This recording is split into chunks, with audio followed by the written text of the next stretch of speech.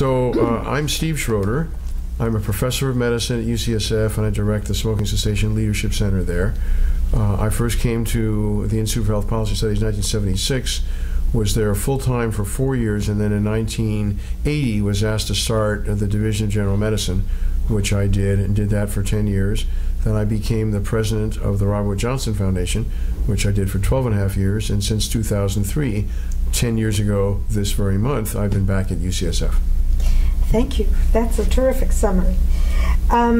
So how you first came to the Institute is something that we'd like to have you speak to, because it's always interesting to see what brought people to the Institute's doorstep. So my route to UCSF and to the Institute was a succession of efforts. The earlier ones didn't work out. I grew up in the East Bay in El Cerrito, and although I was on the East Coast, really always wanted to come back here, knew Dave Werdiger, and Dave, who was in the old ambulatory and community medicine division, had me come out for almost annual job looks. And then I also looked at one at the VA, and the fit was never quite right. Mm-hmm. And I came out in the summer of 1975, I thought, to consult. I was at George Washington and was medical director of its university-sponsored HMO, and I thought I was going to consult with UCSF on whether it would do a university-sponsored HMO. But instead, I got run through as a potential director of the primary care residency. And so I went up to see Dr. Holly Smith, who was the chairman of medicine. This is probably the third time I've seen him. And he looked at me and said, "Are you interested in this job?" And I said, "I'm really not." And then he asked me probably the best question I've ever had in my whole life. "What would it take to get you to come to UCSF?" And I said, "Do you really mean that?" And he said, "Yeah, I think we could use someone with your skill set." So I took a deep breath and I said, well, there are a number of things going on here. There's the Institute for Health Policy Studies, which is doing the kind of research that I would like to do more of, but I haven't had the time to, and I've got some concepts. You've got the Clinical Scholars Program of the Robert Johnson Foundation. You've got Bob Durzon, who's a very skilled hospital director, and there's an opportunity to do clinical work in the clinics and in the hospital. And apparently he went to Julie Crevens, the then dean, and said, "Give me an FTE so we can get Steve Shroeder to come to UCSF." Obviously those days are long gone. So I was there at the right time at the right place. They put together a package. At the same time, I was being asked to look at a job at Stanford, where I'd gone to college. And it was clear that UCSF could come up with a better package. And so we came here in July of '76. Lucky UCSF. Lucky me. Lucky me. Well, that's a really interesting story, and I learned something today because I didn't know about all of these other players. I knew there were forces, but I didn't know Holly Smith and Dave Werdiger were involved, so that's really quite wonderful. So I wonder if you could tell us a little bit about what motivated you to take on your different areas of research when you first came back to UCSF. You started to define your own research agenda. When I was medical director of the George Washington Health Plan, I was struck by patterns of how doctors ordered services, greatly different. Similar person, similar kind of patients, very different profile, for example, in ordering lab tests. I was struck by the discrepancy in billing for fee-for-service patients. I was struck by hospital sort of financing. And so when I got back here, I was lucky enough to get a dowry for 1 year to hire a research colleague, and was really hit the jackpot in hiring John Shostak. And the two of us put together a portfolio of projects that looked at the central role of the doctor in generating healthcare costs, which turns out to have been prescient, how fee-for-service got paid, how they determined the values of that, and did a whole bunch of other studies, and that sort of launched us.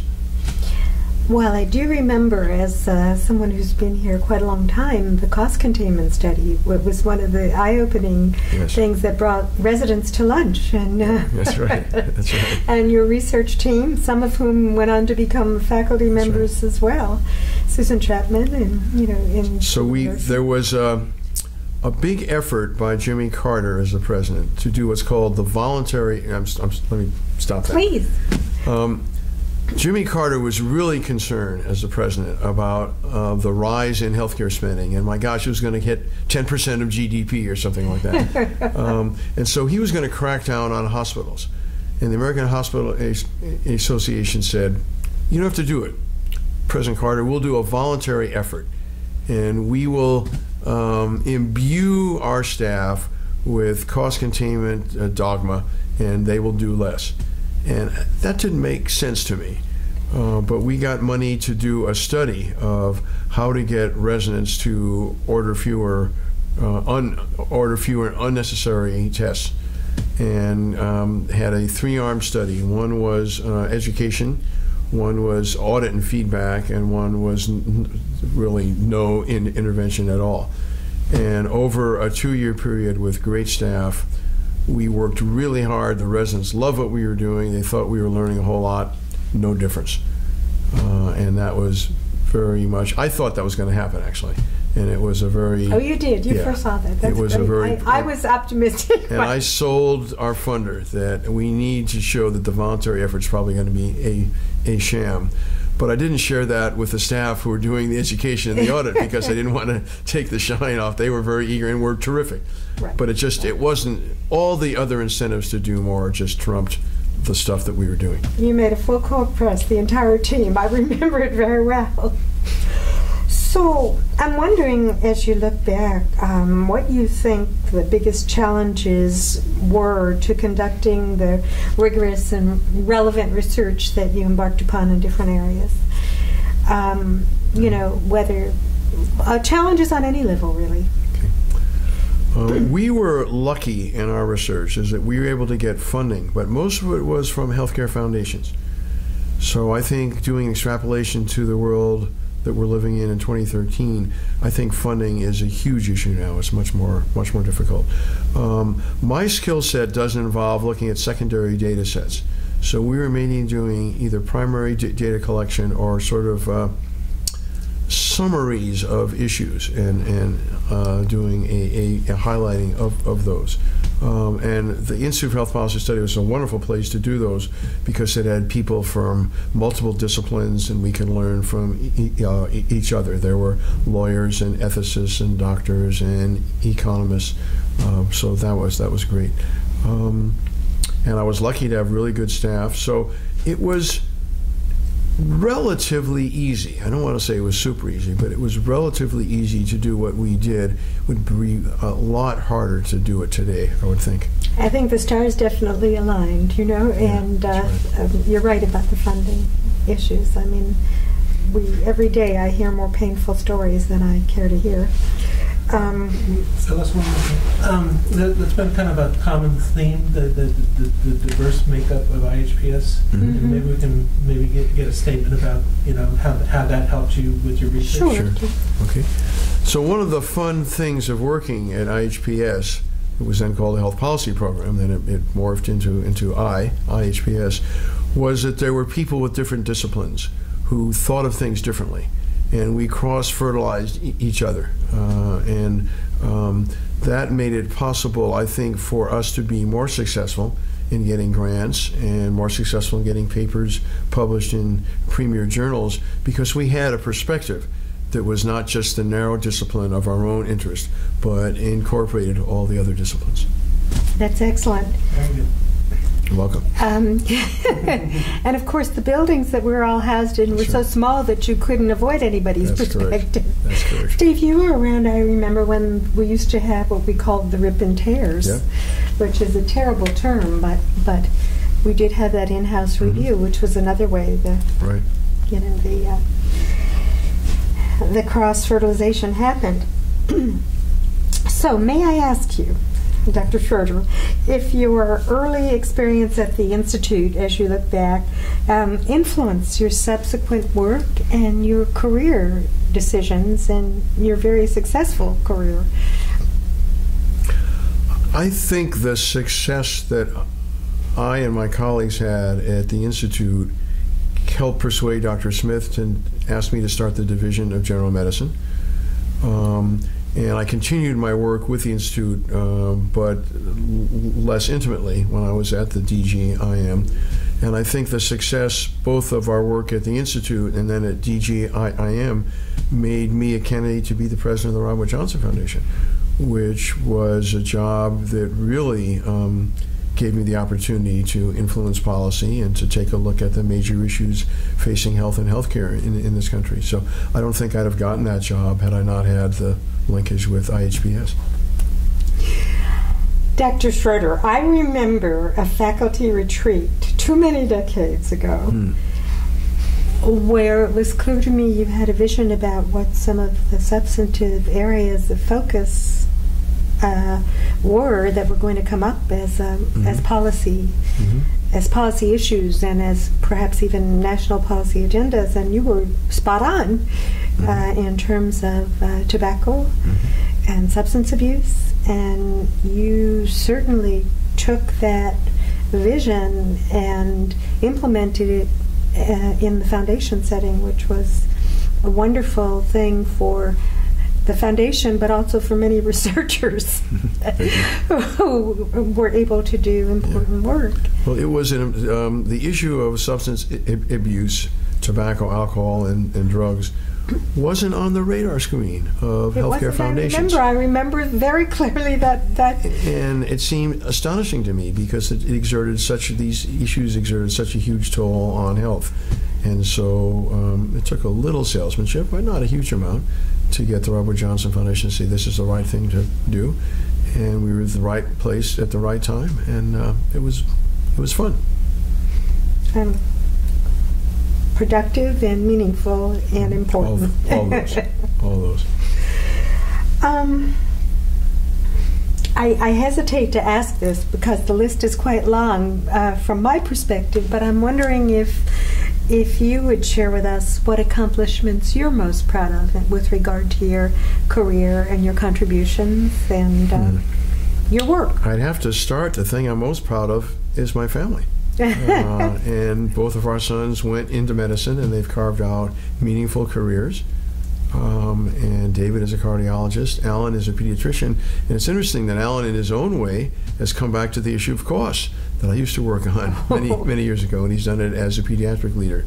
I'm proud of the work that John Shostak and others helped me to do that really helped to establish new fields of health services research. I'm very proud of the Division of General Medicine, which just collected an incredible group of people who were outstanding clinicians and teachers and scholars and just wonderful human beings and stood for all the things that UCSF would want them to stand for. And then, of course, it was a wonderful privilege being able to be the leader of the Robert Johnson Foundation at a time when our assets grew and we could do lots of good. But there's still an awful lot still to be done in this country. So. Well, you were the right leader at the right time at UCSF and the right leader at the right time at RWJ. And I'm just wondering, when you mentioned the many wonderful people that you were able to recruit, of course, I got to know many of them over the decades. And several of them, whether they came here to be trained and stayed to become faculty members, are still around. And I'm wondering what connections you maintain with those people as well as with the Institute, because I know you're involved in several things that the Institute is still engaged with.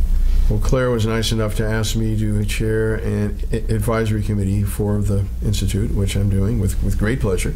And the field of health policy is littered with folks who did some training at IHPS, and I still stay in contact with them.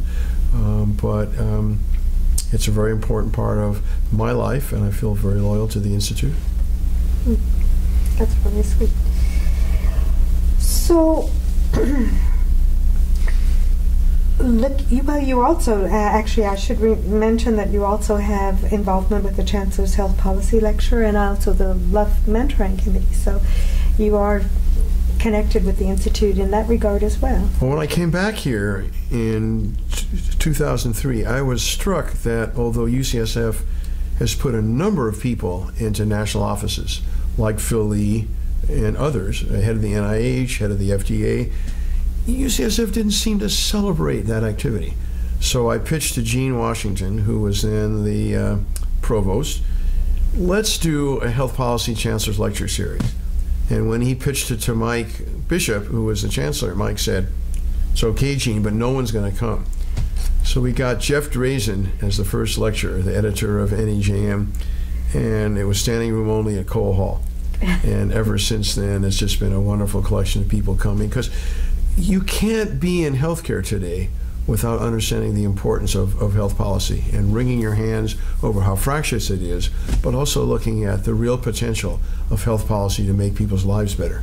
And so that's why we bring these people in and help them celebrate health policy.